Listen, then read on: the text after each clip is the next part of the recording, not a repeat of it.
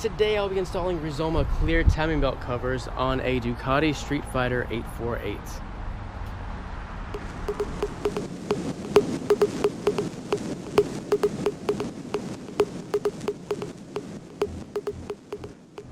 So as I said, I'm installing the clear timing belt covers made by the company Rizoma. Now they aren't completely clear. These have clear windows in them, but they have the black aluminum shell. There are ones that have the brushed aluminum shell, so those would give the bike a little bit of a different look, but I like the black look. It's kind of like a matte black, flat black. I believe they're powder coated, but I can't tell. Now also, this is a good chance for you to change out your timing belt because this is a timing belt cover, and the timing belt cover covers the timing belt. So if you want to change out your timing belt while you're doing this, go ahead. I don't have a video for that yet. I'm not at the point where I want to change my timing belt, but I will be doing that in the future, and I will be following the factory service manual for the procedures that I mentioned in this video. Now, just a brief overview of how these are going to be installed. I do have to remove the seat in order to remove the gas tank, and some other plastic pieces will need to be removed. Now, the upper cover is behind the frame, so that's why the gas tank has to be removed. So you can loosen it up, slide it up, and if you're only replacing the lower one, you still have to remove the upper one, so you might as well just replace both of these together. Now, I didn't remove these 3 bolts over here on this side, on the left side of the bike, where the black plastic piece attaches to the tail, because what I'm going to try to do is just shift the gas tank over a little, just enough so that when I loosen this timing belt cover, I can shift it up and let it clear the frame without having to try to wedge it past the timing belt. So I've already slid the tank back about a ½ inch, and also both covers don't have to be replaced. You can replace the lower one and keep your stock upper one, or you can replace the upper one and keep the stock lower one, just depending on what you can find. In order for the ignition to clear this plastic piece, I've got to remove this.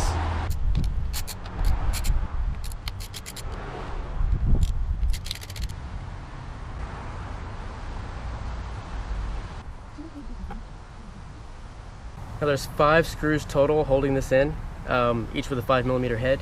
These that are behind the frame are going to be a little bit tricky because I do not want to scratch the frame.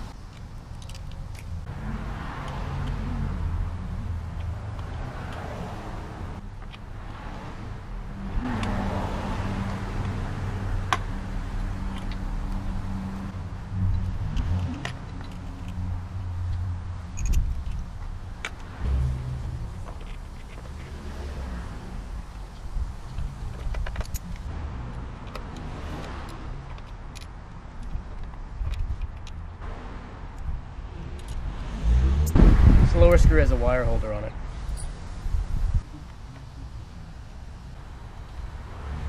This crankcase breather is in the way, so I'm just removing that, just so we get a little bit more clearance to get this cover off.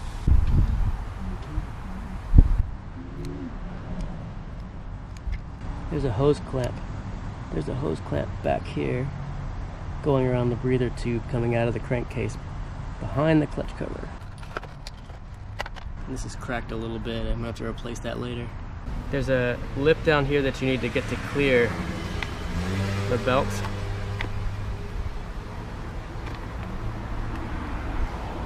And just pull up.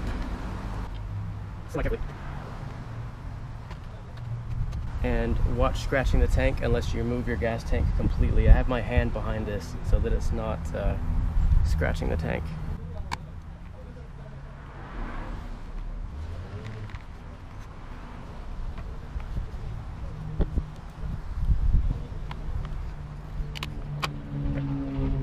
This is what hangs. It grabs on this idler pulley down here at the bottom. If you want to make sure everything fits properly, then just hold them up to each other like that. Line up the screw holes. If you're only replacing the upper timing belt cover, you don't have to remove this. You can obviously just slip in the upper timing belt cover and let it overlap there.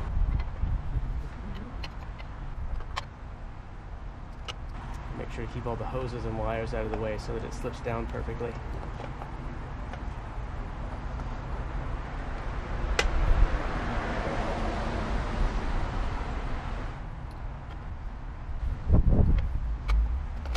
It's got to be bolted down now. And you can see down here, it mates up very well with the factory timing belt cover. I'm going to leave this loose so that I can loosen this one and take this one off.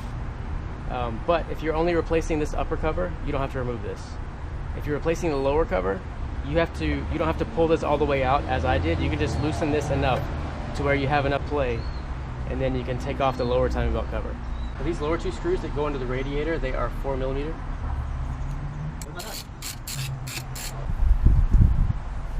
You can take it off all the way. I'm just loosening this just enough to where I can access this lower 5mm bolt there.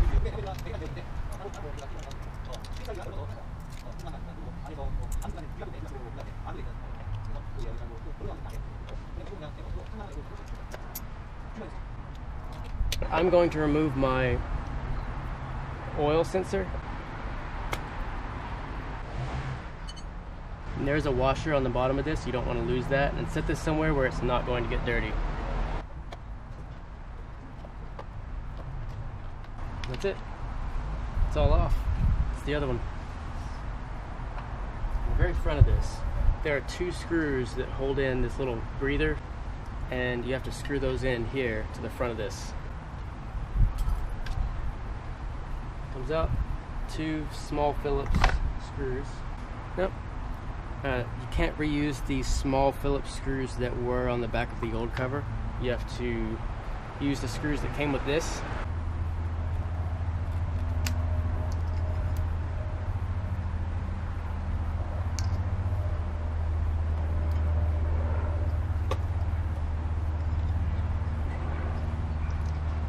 Get that out of the way for now.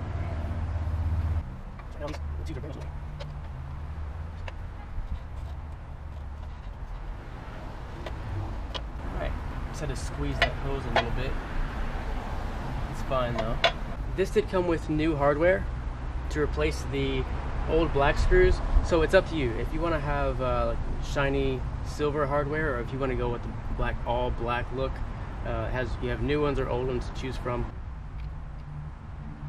And then when torquing this back down, this is 4 to 5 Newton meters that calls for. But I'm going to reassemble everything. It's reassembling all of this is basically just the reverse of everything that we have done. So tightening these back down, sliding the tank back into place, putting the plastics back on, and then bolting the seat back down. Please don't forget to use Loctite. The stuff that you use, you want to use something that's recommended for 200 degrees Celsius or above, because that's what Ducati recommended for the clutch cover, and the clutch cover is nearly right beside the timing belt cover. Now, I'm going to be using this Permatex brand thread locker red, and this is rated up to 232 degrees Celsius. More than enough, way more than enough than what we'll need. Now the torque settings that this calls for, it's 9 to 10 Newton meters. So 9 Newton meters torque down on the first go around, and then 10 Newton meters torque down on the second time going around. And they recommend, from the Ducati service manual, Loctite 516 pre-applied to the threads before you start torquing them down. So right now I have this screw and this screw just holding the covers in place while I'm going to go around and torque everything down, and then I'm going to just finish reassembling. It's basically sliding the tank back into place, putting this plastic cover back on the side, and screwing the seat down. And then obviously you don't want to forget about this. You'll be sliding that back in. I'm going to slide this back in and then slip this back on here and at the crankcase vent, and then tighten this. But that's it for this video. Thanks a lot for watching. If you want to see the installation video that I did on the clutch cover, please check that out. This is just a really nice addition. My old clutch cover, the paint was bubbling up, so this is just this is a plexiglass cover over the front, so it makes it really easy to change out your clutch when you want to change it out in the future. But it also looks really cool. So check that out, and then be sure to check out my future videos. I am definitely going to do one on the timing belt replacement, and then possibly looking at these cam gears. I'm going to try to find some really nice looking cam gears and idler pulleys and replace those. Hopefully something that's anodized red this color. If not, then something that just looks nicer than these aged ones. And they've been in Hawaii humidity for the last 5 years. Getting a little dark here, so I'm going to finish buttoning this up and then turn the camera off. But that's it for this video. This is a pretty straightforward job. If you have all your tools laid out, as I mentioned in the beginning of the video, then it's really it should be no more than about a 2-hour job if you're start to finish. Thanks a lot for watching, and God bless you guys.